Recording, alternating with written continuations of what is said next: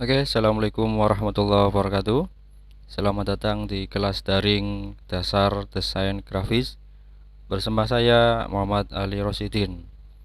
Sebelum nanti kita mulai untuk mempelajari apa itu desain grafis, sebelumnya kita kenalan dulu dengan yang namanya desain grafis itu apa. Oke, desain grafis itu terdiri dari dua kata, yaitu desain dan grafis. Desain itu artinya adalah rancang, sedangkan grafis itu adalah gambar. Jadi desain grafis itu kita merancang atau membuat sebuah gambar. Untuk pengertian desain grafis sendiri, menurut Wikipedia, itu adalah proses komunikasi menggunakan elemen visual seperti tipografi, fotografi, serta ilustrasi yang dimaksudkan untuk menciptakan persepsi akan suatu pesan yang disampaikan. Jadi contoh tipografi itu seperti ini, yaitu membuat sebuah gambar dengan dasarnya adalah tulisan atau huruf-huruf yang dimodifikasi demikian rupa supaya tertarik untuk dilihat. Kemudian fotografi itu seni menghasilkan gambar menggunakan sebuah alat, jadi bukan membuat dari nol lagi. Itu menggunakan sebuah alat seperti kamera, kamera digital ataupun handphone dan sebagainya. Kemudian ini adalah contoh ilustrasi.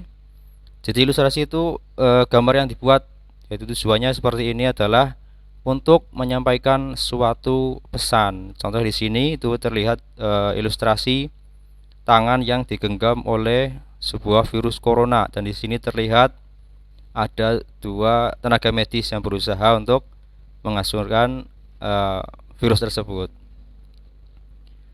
Itu sekilas untuk desain grafis menurut Wikipedia.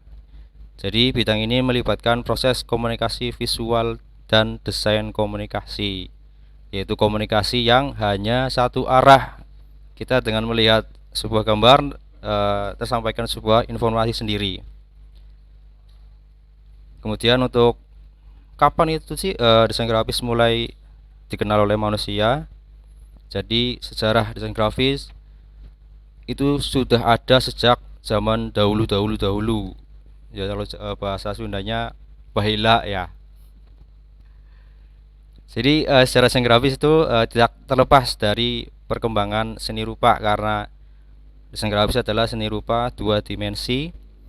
Jadi sejak zaman dulu manusia itu sudah bisa membuat sebuah seni rupa gambar. Contohnya ini dulu di Gua Lascaux di Prancis, yang diperkirakan itu berasal dari 15.000 sampai 10.000 sebelum Masehi. Itu masih manusia zaman dulu banget, zaman purba lah. Seperti sini terlihat, ini seperti gambar sebuah banteng atau bison ya. Kemudian untuk di zaman modern, kata desain grafis itu pertama kali digunakan di tahun 1922 di sebuah esai berjudul New Kind of Printing Calls for New Design yang ditulis oleh William Edison Dugin, yaitu seorang desainer buku dari Amerika. Itu untuk kata-kata pertama kali menggunakan desain grafis. Itu sekilas untuk pengenalan apa itu desain grafis. Ini adalah artinya, sekali lagi, adalah proses komunikasi menggunakan elemen visual, yaitu yang hanya bisa kita lihat. Kemudian sejarahnya itu pertama kali ditemukan di sebuah gua Lascaux di Prancis, itu yang sudah berumur lebih dari 10.000 tahun sebelum Masehi. Kemudian di era modern itu diperkenalkan oleh William Edison Dugin di tahun 1922.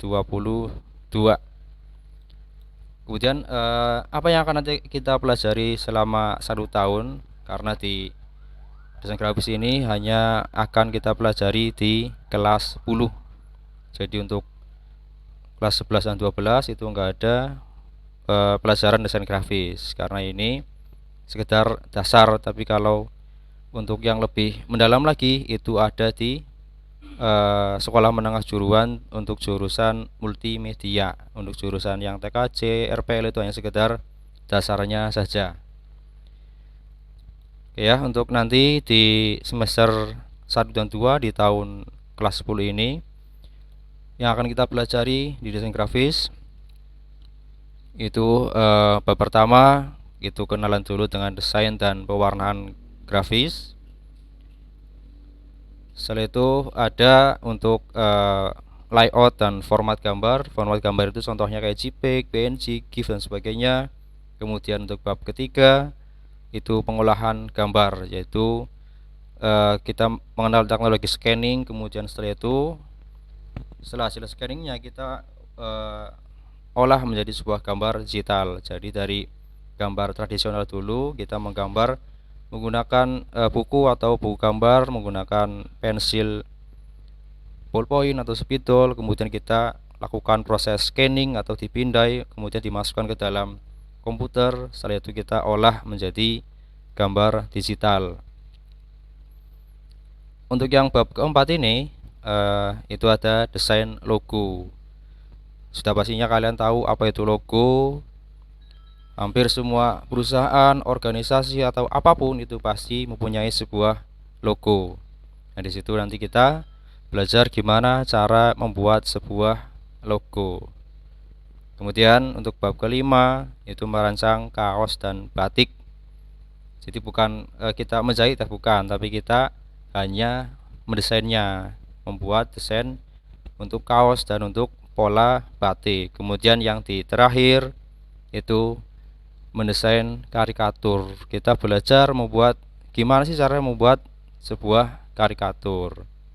Itu nanti yang akan kita pelajari selama 1 tahun. Nah, untuk desain grafis ini adalah ilmu keahlian. Jadi kalau kita nanti benar-benar mau mendalami, kalian punya sebuah kemampuan yang nantinya akan sangat bermanfaat di dunia industri, di perusahaan, ataupun nanti kita untuk berwirausaha sendiri.